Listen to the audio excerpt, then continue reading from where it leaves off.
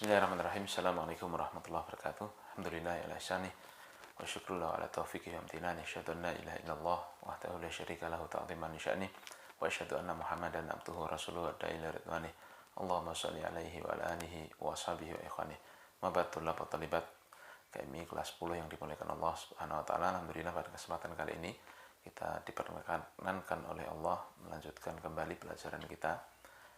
Dan sekarang kita masih melanjutkan ya di halaman 40 di bukunya. Kemarin videonya mentok gitu ya karena habis memori di HP saya, jadi putus otomatis. Ada bait ataupun ada paragraf yang belum saya baca di halaman 40 ini. Ya, saya teruskan sekarang. Qala al-muallifu rahimahullah taala wa muradul muallifi huna tauhidul uluhiyah wa huwa alladhi dhalla fihi al-musyrikun. Dan yang dimaksud oleh Syekh Muhammad bin Abdul Wahhab dengan definisi tauhid, ya, kan di halaman sebelumnya ya, itu beliau menyebutkan wa'adhamu di matanya ya, wa'adhamu ma amarallahu bihi at-tauhid, dan perkara terbesar yang diperintah oleh Allah adalah tauhid. Wa huwa ifradullahi bil ibadah, yang mana tauhid itu adalah mengesahkan Allah dalam ibadah. Nah, yang dimaksud dalam kalimat ini, mengesahkan Allah dalam ibadah, ini berarti ya, dari 3 jenis tauhid yang kita terangkan kemarin, berarti masuk dalam penggolongan tauhid uluhiyah. Ya, kan tauhid ada rububiyah, uluhiyah, asma wa sifat. Nah, Syekh Utsaimin menerangkan yang beliau maksud ya, dengan tauhid yang beliau sebutkan itu adalah tauhid uluhiyah. Kenapa yang beliau sebutkan adalah tauhid uluhiyah? Ya, wa huwa alladhi dhalla fihi al-musyrikun alladzina qatalahumun nabiyyu sallallahu alaihi wasallam. Ya, karena memang tauhid uluhiyah itulah yang orang-orang musyrikin itu tersesat di dalamnya dan mereka diperangi oleh Nabi sallallahu alaihi wasallam. Ya, wastabahu dima'ahum wa amwalahum wa ardahum wa diyarahum, ya, wa sabanisa'ahum wa dzurriyyatahum. Yang karena itulah Nabi memerangi mereka ya, kemudian membolehkan untuk ya, perang kan berarti membunuh ya orang kafir ya, kemudian mengambil harta mereka ya, mengambil tanah mereka, mengambil rumah mereka, menawan perempuan-perempuan mereka ya, dan juga keturunan mereka ya. Nah, ini jadi begini, saya ingin tambahkan dikit ya, bukan kemudian kok artinya Islam kok kejemen ngajak kayak istilahnya kok kemudian bahasanya sampai menghalalkan darah ya, menghalalkan harta dan sebagainya.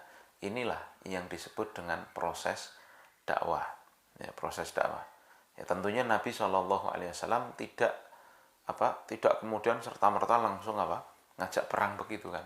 Fasenya kan panjang sekali itu. Ya, kalau kita baca sejarah ya, mungkin dulu antum di SMP udah pernah dapat itu kan. Jadi dari awalnya Nabi itu yang sendiri kan dakwah ya, sampai akhirnya ada sahabat yang mengikuti, sampai akhirnya Nabi juga mau dibunuh oleh orang-orang kafir. Itu semua fasenya sangat panjang ya enggak? Sampai akhirnya Nabi hijrah di kota Madinah. Ya. Nah, setelah hijrah ya kuatlah Islam, bertambahlah pemeluk Islam ya. Nah, di situ kemudian Allah Subhanahu wa taala menurunkan ayat-ayat tentang jihad fisabilillah. Di mana dulu ketika umat Islam itu lemah, ya, jihad itu, ayat-ayat tentang jihad itu belum diturunkan oleh Allah. Ya, karena bagaimana mau jihad? Mau nyembah Allah saja, nah, kaum muslimin saat itu masih dikejar-kejar kan begitu.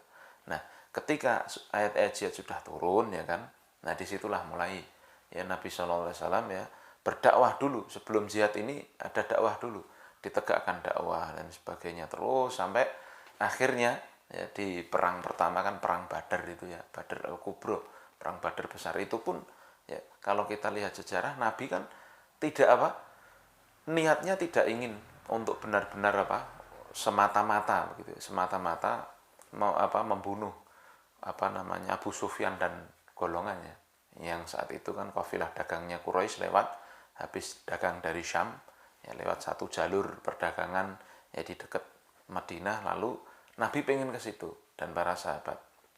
nyegat, ya kemudian ngambil harta yang diambil oleh orang-orang Quraisy ya, di Mekah. Karena saat Nabi dan para sahabat hijrah ke Madinah, ya, hartanya para sahabat, hartanya ya, rumahnya, pokoknya semuanya itu diambil paksa, dirampas oleh orang-orang Quraisy. Nah, Nabi pengen nyegat itu, nek cara Jawane itu gorene harta yang kalian rampas kembaliin, istilahnya kan begitu, ya kan? Pengen apa? Pengen itu tujuannya. Tetapi ternyata Abu Sufyan berhasil lewat jalan yang lain. Nah, dari Mekah malah kirim 1.000 pasukan itu, Abu Jahal, dipimpin oleh Abu Jahal. Ya akhirnya ya, Nabi perlengkapan perangnya nggak terlalu komplit. Nah, Masya Allah ya. Lalu terjadilah ya, mereka bertemu ya, antara 313 sahabat Nabi dan sahabat ketemu di Badr, lembah Badr, ya, 1.000 pasukannya kaum musyrikin ya, bawa pasukan lengkap dengan ontanya, dengan kudanya, dengan semua peralatan lengkap ya, perang ya. Maka kemudian Nabi berdoa, ya Allah, ini kalau sampai kalah engkau nggak akan disembah lagi di bumi ya Allah. Sampai seperti itu Nabi doanya, sampai khawatir seperti itu ya. Tapi alhamdulillah akhirnya Allah turunkan ya pertolongannya ya, hingga akhirnya kaum muslimin yang menang. Nah, di kisah tersebut itu kan kaum musyrikin itu benar-benar pengen membinasakan umat Islam saat itu sampai entek, istilahnya bahasa Jawa ini begitu. Kalau bisa sampai entek resik. Ya, maka umat Islam yang 313 itu bertahan. Bagaimana kemudian bisa tetap menurunkan, istilahnya mempertahankan eksistensinya dan mengembangkan Islamnya. Ya alhamdulillah Allah tolong. Kemudian terjadi lagi perang terus kan begitu.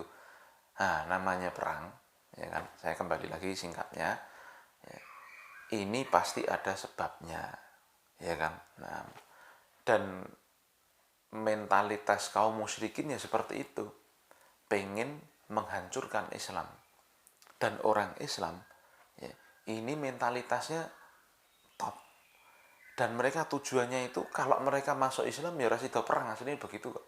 Dan itu ada ya tata caranya, fikihnya dalam masalah tersebut ya. Jadi tidak kemudian ya saya ingin menyampaikan di sini ya, kemudian kita memahami Islam itu kok sangarmen apa boleh mateni dan sebagainya. Ini ada faktornya tadi ya, ini perlu dipahami begitu. Dan itu pun ya hanya boleh dilakukan di medan perang, di medan jihad ya. Jadi nggak boleh ada orang ya didakwa, ya kamu masuk Islam, kamu kalau nggak masuk Islam gini, atau kamu nyembah kuburan, kamu kalau nyembah kuburan berarti kamu kafir, bunuh. Nggak boleh, ini dosa. Paham ya?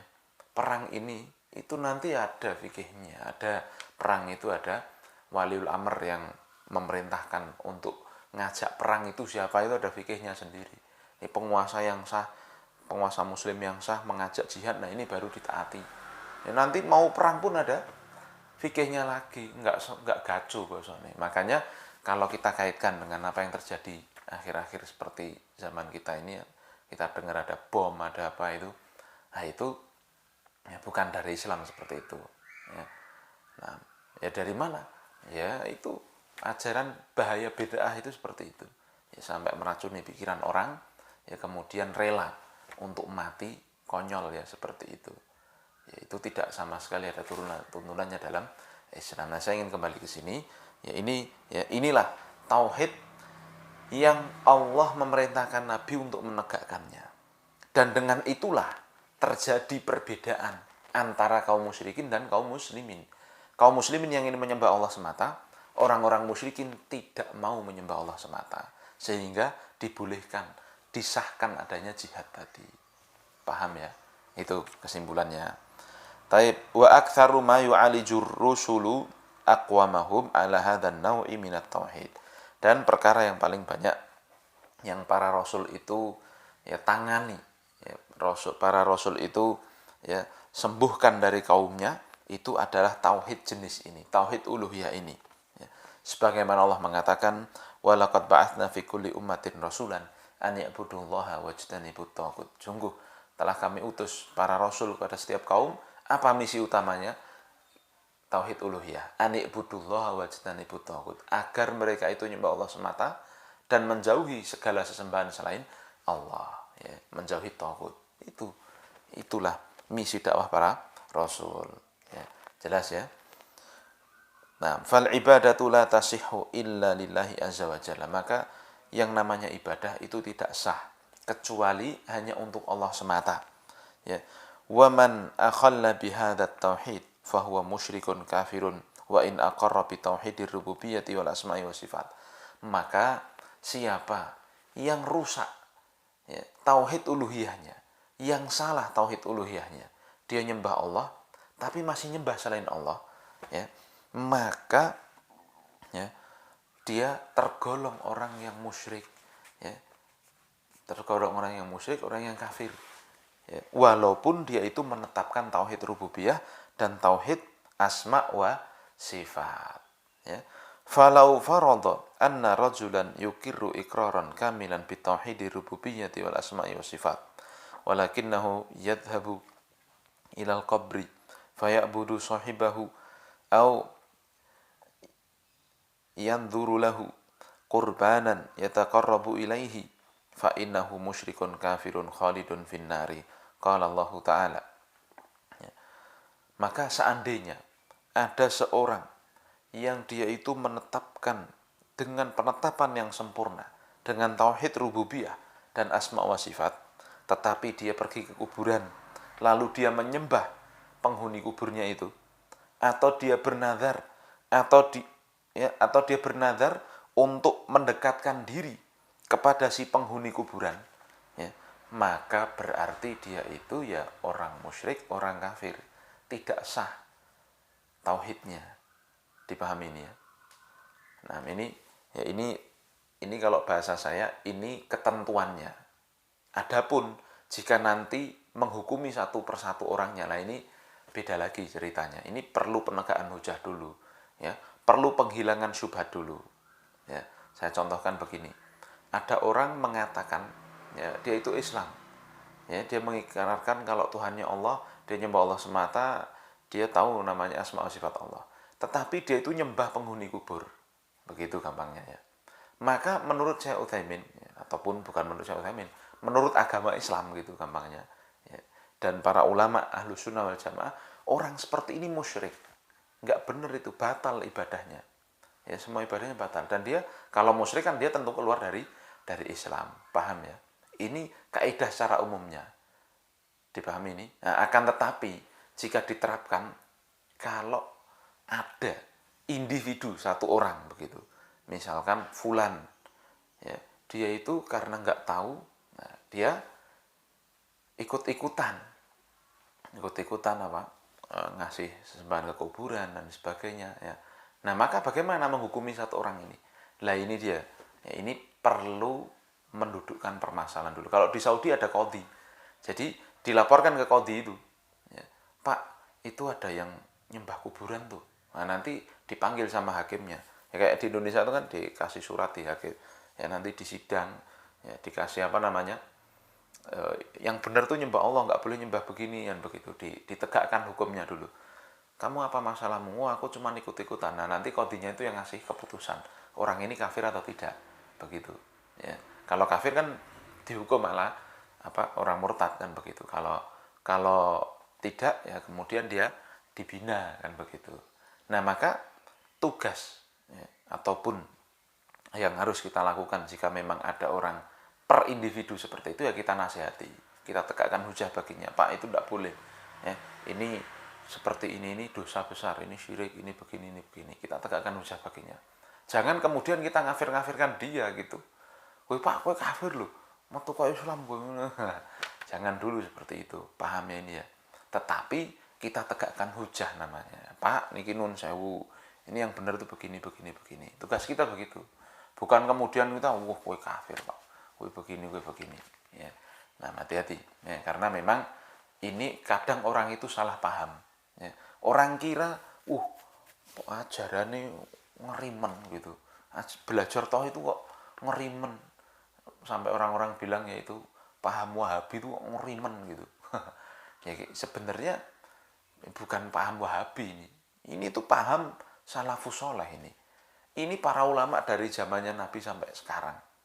Itu kalau ngomong orang nyembah kuburan, itu orang musyrik gitu loh. Jelas kan? Nabi juga mengingkari seperti itu. Para sahabat juga mengingkari orang nyembah kuburan. Pasti mereka mengatakan itu orang musyrik. Dipahami. Ya. Tapi kemudian ya, ini yang jadi masalah, orang-orang liberal kan mengambil peran. Ya, maksudnya mereka seolah-olah ngomong ini ngomong itu ya, nuduh yang ndak. Tapi kalau mau kita lihat ya praktek tauhid ini yang sesungguhnya, kita lihat negeri Saudi itu. Gimana negeri Saudi dibandingkan negeri Indonesia? Aman mana negeri Saudi dibandingkan negeri Indonesia? Ini kita baru akan berpikir. Ya, negara yang dilok-lok ke Wahabi, ya, yang sesungguhnya itu salah ngelok ke begitu. Ya, wong namanya Muhammad bin Abdul Wahab, harusnya kan Muhammadi. Ya, tapi dipaksakan julukan itu. Ya, itu bagaimana tingkat ketentramannya di sana? Ya, orang sholatnya bagaimana, orang ibadahnya bagaimana, orang terhadap kuburan di Saudi sama di Indonesia bisa dilihat itu. Ya. Dan kalau kita mau mikir lebih lanjut lagi, Allah Subhanahu Wa Taala mengatakan, ya walau amanu ahlul qura wattaqau la fatahna alaihim barakatim minas sama'i wal ard. Ya, seandainya penduduk suatu negeri itu mau beriman dan bertakwa, sungguh kami akan bukakan keberkahan dari langit dan dari bumi. Kita lihat nih, Saudi dan Indonesia. Antum kalau ke Saudi, gedek-gedek, isinya mau ngapa? Batu. Isinya batu, pasir, batu panas begitu. Tapi sugih umum saiki. Lah antum delok Indonesia, jarine kan biyen zaman dijajah Londo. Atau sebelumnya bahkan Indonesia gemar pahlawan Jinawi.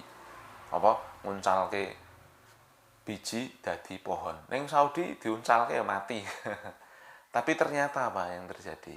Ya, mana yang lebih tenang, mana yang lebih sesuai syariat Islam, mana yang lebih mengantarkan kita untuk menggapai ketentraman di dunia dan di akhirat. Kan begitu gampangnya. Ya, bukan kemudian kita nggak cinta Indonesia, salah. Saya pun cinta Indonesia, cinta NKRI gitu kan. Tetapi kalau mau kita lihat, karena orang-orang di sana lebih bertakwa dan lebih beriman, dan lebih melaksanakan syariat Islam, Allah bukakan bagi mereka keberkahan dari langit dan dari bumi. Yang tadinya tandus seperti itu semua, jadi negara yang superpower. Kan begitu. Jadi Indonesia, kabeh enek, bumine wis berkah, udan enek terus. Tetapi jarine negara muki kok kan korupsi. Jarine kan ngono. Goro-goro apa kuwi? Goro-goro aturane yang berbeda. Di Saudi pakai hukumnya hukum Islam, ning Indonesia nganggone hukume Londo. Sing karo orang Belanda hukumnya sudah ditinggalkan. Ya inilah ya masa depan ya. Kita harus memiliki cita-cita itu ya untuk bagaimana memperbaiki keadaan negeri kita ini. Baik ya, sekarang kita kembali ke sini. Jadi orang kalau secara umum kalau dia nyembah kuburan, dia mendekatkan diri kepada penghuni kubur, ya dia musyrik. Dia keluar dari Islam itu. Apa dalilnya? Allah mengatakan, innahu man yusyrik billahi faqad harramallahu alaihil jannah wa ma'wahun nar wa ma lidzalimina min ansar. Ya. Sungguhnya orang yang menyekutukan Allah, maka sungguh Allah telah mengharamkan baginya surga dan tempat kembalinya adalah neraka. Dan tidak ada bagi orang zalim itu penolong. Ya, karena orang musyrik itu dia berbuat zalim.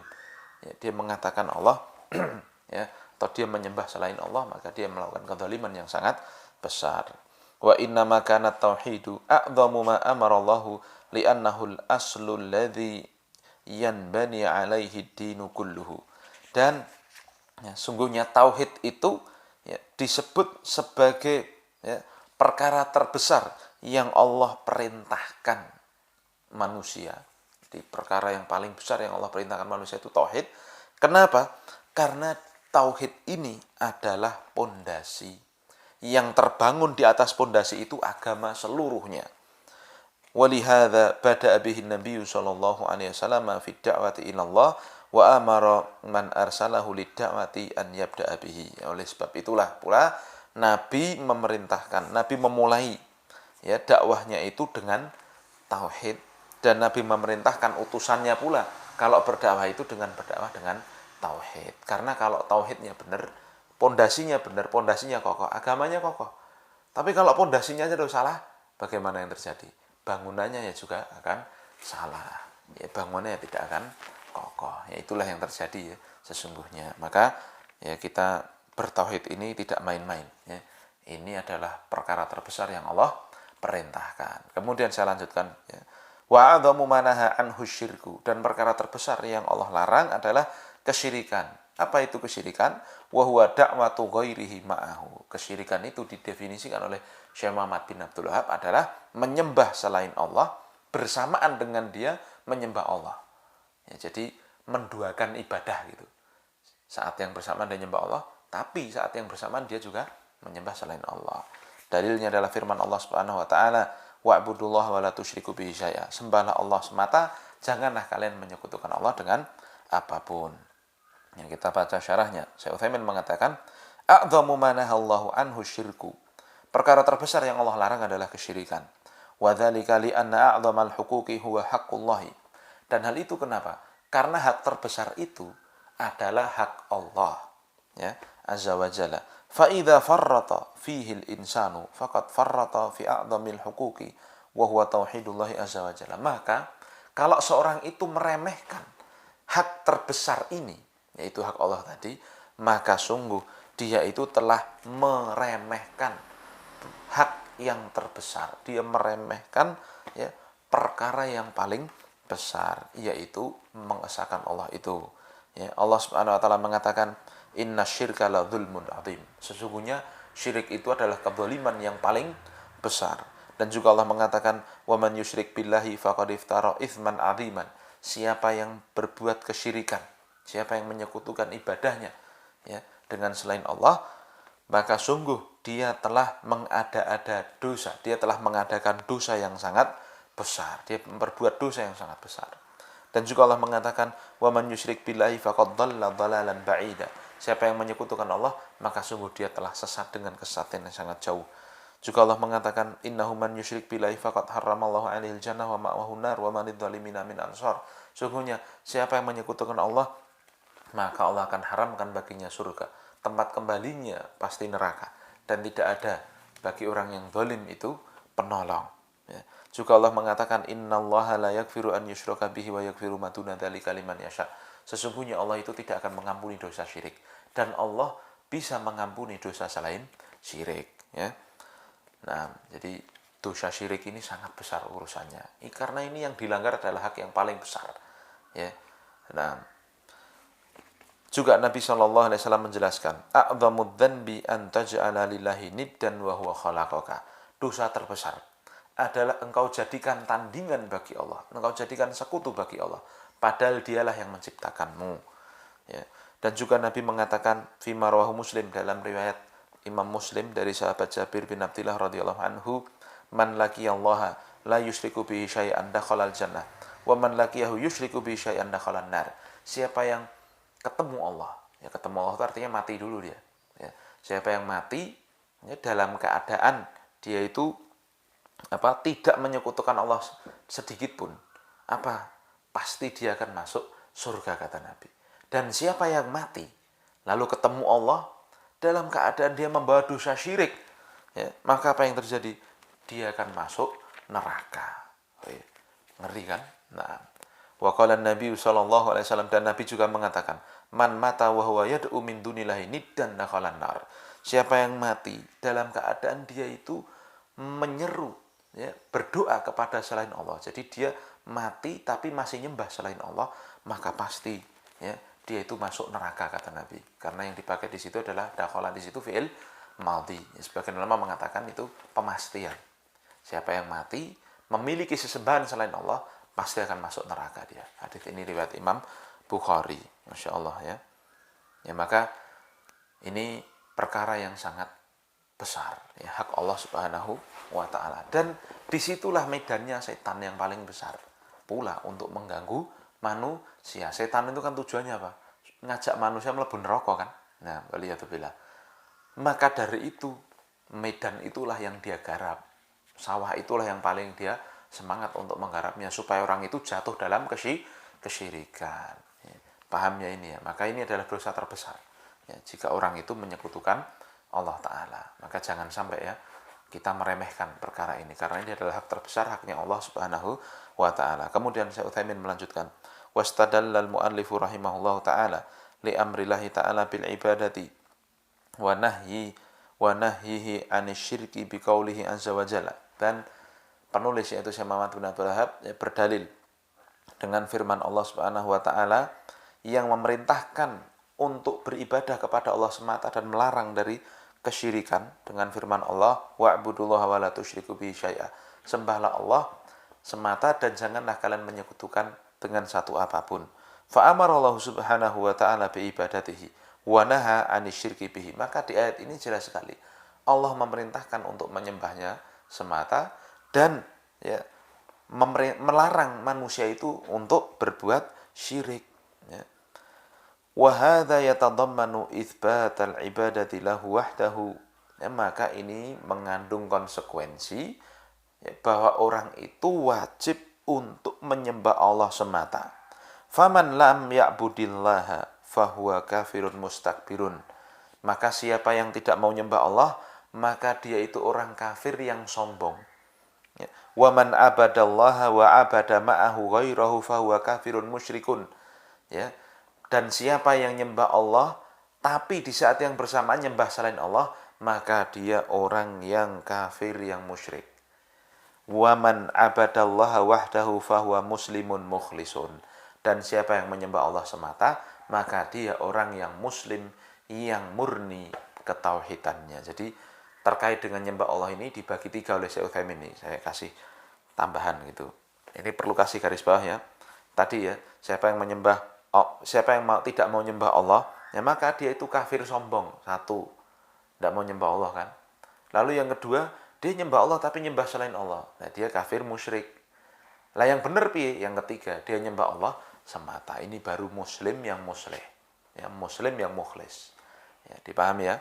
Nah, wasyirku nau'ani. Kemudian Syekh Utsaimin melanjutkan, ya, syirik itu ada dua, syirkun akbar wa syirkun asghar. Ada syirik besar, ada syirik kecil. Fanau'ul awal asyirkul akbar. Ya, sekarang syirik besar apa itu?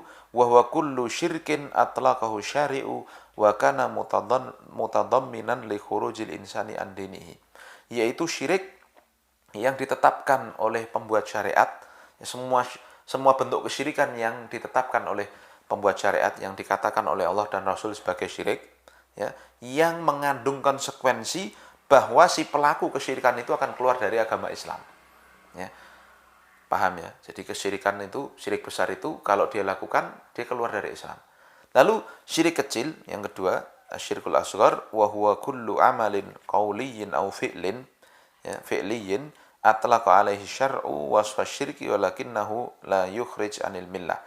Ya, semua ucapan, semua perbuatan, ya, semua amalan, ya, baik amalan perkataan maupun perbuatan yang ditetapkan oleh syariat ya, dan disifati sebagai kesyirikan tapi tidak sampai mengeluarkan pelakunya dari syirik, tidak sampai mengeluarkan pelakunya dari Islam, ya.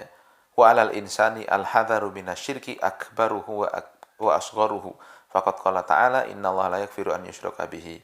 Ya. Maka yang wajib bagi kita itu menjauhkan diri dari kesyirikan, baik besar maupun kecil.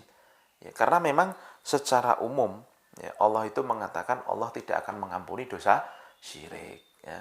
Nah, dan perlu saya tambahkan sedikit ya untuk lebih memperjelas masalah syirik besar dan syirik kecil dengan perbandingan. Ya. Perbedaan syirik besar dan syirik kecil. Kalau syirik besar itu yang pertama, ya, itu ya jelas kalimatnya di dalam ayat-ayat Al-Quran maupun hadis. Ya. Kalau orang melakukan seperti ini, dia akan kafir. Diancam dengan ayat-ayat seperti itu. Kalau melakukan seperti ini, kekal baginya. Kalau melakukan seperti ini, ya, ini jelas. Ya. Nah, lalu syirik kecil, nah ini terkadang tidak disebutkan ya apa namanya kekekalan di nerakanya begitu. Ya, contoh saya contohkan ya. Wa man yad'u ma'allahi ilahan akhar la burhana lahu bihi. Ya, siapa yang ya berdoa kepada selain Allah, ya, berdoa kepada Tuhan selain Allah, ya, la burhana lahu bihi, ya, dia tidak memakai ilmu dalam apa peribadahan tersebut, ya. Nah, maka di akhirnya di ayat akhirnya itu disebutkan ya innahu la yuflihul kafirun, sungguhnya tidak akan beruntung orang-orang yang kafir begitu. Nah, sedangkan contoh syirik kecil itu misalkan riya ya. Nabi mengatakan ya, akhwafu ma akhafu alaikum syirkul aswar, perkara yang paling kutakutkan atas kalian adalah syirik kecil, yaitu riya. Nah, riya itu memperbuat amalan apa supaya dilihat orang lain ya. Tidak pengen pahala dari Allah ya. Jadi ini yang pertama. Lalu yang kedua, perbedaannya syirik besar itu mengeluarkan pelakunya dari Islam. Nah, syirik kecil tidak mengeluarkan pelakunya dari Islam. Tadi yang nyembah selain Allah, doa pada selain Allah, dia keluar dari Islam itu. Adapun syirik kecil, orang yang berbuat riya, dia tidak keluar dari Islam. Itu contohnya ya. Nah, kemudian ya, yang ketiga ya, syirik besar itu ya mengekalkan pelakunya di neraka. Jadi orang kalau mati dalam keadaan syirik besar ya dia kekal di neraka. Ya, seperti orang nyembah selain Allah tadi. Ya. Tetapi ya orang ya, yang melakukan syirik kecil ya itu tidak kekal di neraka. Ya. Nah, ini saya kasih contoh lagi ataupun ayat lagi ya yang apa terkait dengan syirik besar. Ya, contohnya dalam apa? Dalam doa. Misalkan Allah kan memerintahkan wa qala rabbukum ud'uni astajib lakum. Innal ladzina yastakbiruna an ibadati sayadkhuluna jahannama dakhirin. Nah, jelas sekali kan. Sungguh apa Allah itu memerintahkan untuk hanya berdoa kepadanya. Berdoalah kepada Tuhan kalian, pasti akan dikabulkan. Sungguhnya orang-orang yang sombong dari menyembah Allah, dari berdoa kepada Allah, ya, apa yang terjadi? Mereka akan masuk ke neraka jahanam dalam keadaan hina dina. Jadi orang yang nyembah selain Allah itu akan masuk neraka, kekal di dalamnya. Nah, adapun orang yang berbuat syirik kecil, yaitu masuk neraka tetapi tidak kekal di dalamnya. Lalu yang berikutnya yang keempat, syirik besar itu mengeluarkan pelakunya dari Islam, ya, dan boleh baginya untuk dihukum mati kan begitu. Karena Nabi SAW mengatakan man baddala dinahu faqtuluh, siapa yang mengganti agamanya hukumannya dibunuh. Ya. Nah, lalu juga Nabi mengatakan dalam hadis yang lain, ya, la yahillu damu mri'in muslimin illa bi ihda thalathin. Tidak halal darah seorang muslim itu kecuali dengan 3 perkara. Yang pertama athayyibu zani, orang yang sudah menikah tapi berzina. Lalu yang kedua kisos ya, an-nafsu bin nafsi, orang yang membunuh orang lain ini ya, berhak dibunuh juga. Lalu yang ketiga ya, adalah orang yang at-tariqu lidini al-mufariqu lil jamaah, orang yang meninggalkan agamanya. Nah, orang yang berbuat syirik, nyembah selain Allah, berarti dia itu meninggalkan agama Islam. Maka boleh dia untuk dijatuhi hukuman mati oleh pemerintah loh ya, oleh pemerintah yang sah.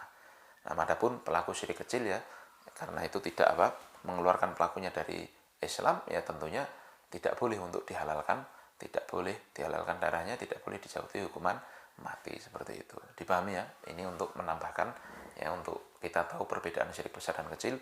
Nanti insya Allah kita akan lebih lanjut ya, mempelajarinya. Kita akhiri subhanakallahumma bihamdika asyhadu an la ilaha illa anta astaghfiruka wa atubu ilaik. Assalamualaikum warahmatullahi wabarakatuh.